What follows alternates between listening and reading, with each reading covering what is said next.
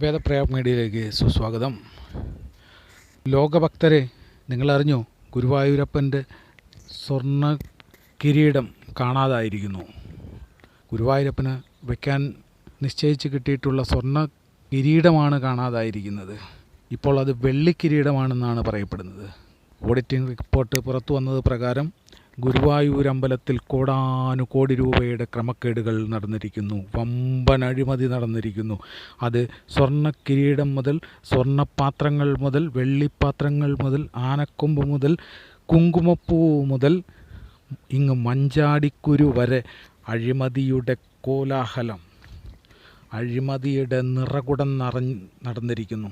ഈ ക്ഷേത്രങ്ങളിലെല്ലാം നടന്നിരിക്കുന്ന സമയം, ഇതെല്ലാം പുറത്തു വരുന്ന സമയം 2019 കാലഘട്ടമാണ് എന്നുള്ളത് ഈ അഴിമതിയുടെ കറുത്ത കൈകളുടെ നീളം നമ്മളെ ഭയപ്പെടുത്തുകയാണ്.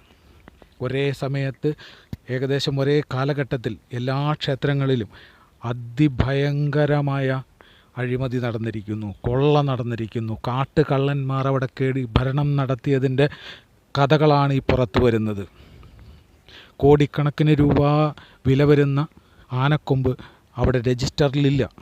ഇത് ഫോറസ്റ്റ് ഡിപ്പാർട്ട്മെൻറ്റിന് കൈമാറിയിട്ടുള്ളതായിട്ടുള്ള ഒരു രേഖയും ക്ഷേത്രം ദേവസ്വത്തിൽ നിന്ന് ലഭ്യമല്ല. യാതൊരു കണക്കോ കാര്യങ്ങളോ ഇതിനകത്തില്ല താനും. ആനയുടെ കൊമ്പ് ചെത്തിമിനുക്കുന്നതിന് ആവശ്യമായിട്ടുള്ള ഫണ്ട് എഴുതിയെടുക്കുകയും ഇത് നടന്നിട്ടുണ്ട് എന്നുള്ളതിനും തെളിവുകളും, അത് കഴിഞ്ഞ് ആനക്കൊമ്പ് എവിടെ പോയി എന്നുള്ളതിന് തെളിവില്ലാത്ത അവസ്ഥയും. അഴിമതിയുടെ കറുത്ത കൈകളുടെ നീളം എത്ര വലുതാണ്, എത്ര ഉന്നതരാണ് ഈ അഴിമതി നടത്തിയിട്ടുള്ളത് എന്നുള്ളത് ഈ രേഖയില്ലായ്മ കൊണ്ട് തന്നെ, ഇതുകൊണ്ട് മാത്രം നമുക്ക് തിരിച്ചറിയാവുന്നതാണ്. 1,47,000 രൂപയ്ക്ക് വിലയുള്ള കുങ്കുമപ്പൂവ് ക്ഷേത്രത്തിൽ ഒരുപാട് ഭക്തന്മാർ കിലോ കണക്കിന് കൊടുത്തിട്ടുള്ളതാണ്. ഒരു കിലോയ്ക്ക് ഇപ്പോൾ മാർക്കറ്റിലെ വില 1,47,000 രൂപയാണ്. കിലോ കണക്കിനുള്ള കുങ്കുമപ്പൂവ് ഗുരുവായൂർ ക്ഷേത്രത്തിൽ നിന്ന് കാണാതായിരിക്കുന്നു. ഇതിനും രജിസ്റ്ററോ കണക്കുകളോ യാതൊന്നുമില്ല. അകത്ത് ഉപയോഗിക്കുന്ന, ദേവന് പൂജാവിധികൾക്ക് ഉപയോഗിക്കുന്ന സ്വർണ്ണപാത്രങ്ങൾ പലതും തേയ്മാനം കൊണ്ടായിരിക്കാം 200, 300, 500 ഗ്രാം കുറഞ്ഞിരിക്കുന്നു. വെള്ളിപ്പാത്രങ്ങൾ 1 കിലോ, 2 കിലോ, 3 കിലോ വരെ കുറഞ്ഞിരിക്കുന്നു. ഇത്രയും അധികം തേയ്മാനം എവിടുന്ന് സംഭവിക്കുന്നു?